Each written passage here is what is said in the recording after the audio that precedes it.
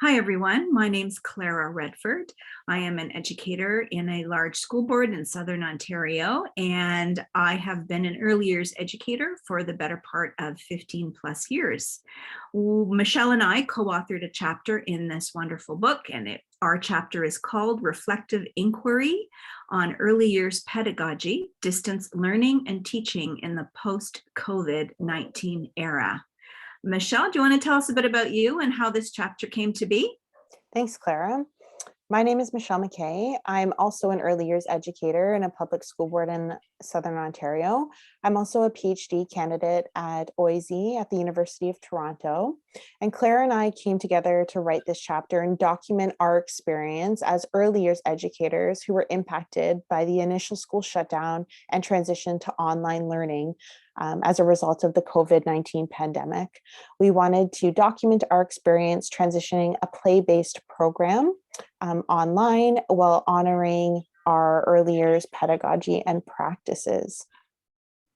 Klara, would you want to talk a little bit about how our chapter has documented the practices that we used and shapes the future of education?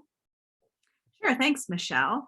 I think one of the things that we deeply reflected upon was that there was a void, a real need for us to create, or for there to be a space for early years educators to come together, to co-learn, to co-create, to facilitate conversations, because any of the professional spaces and learning that was going on was really being lumped between K-8 or K-12.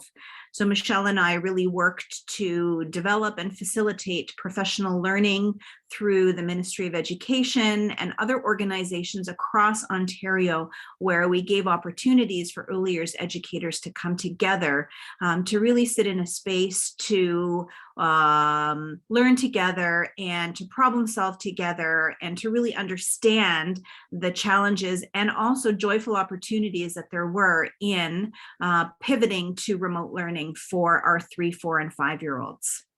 And something that became apparent as we were writing this chapter were the disparities that already existed in publicly funded education, but were further amplified in terms of equity and access for our early learners. So we discussed that in our chapter.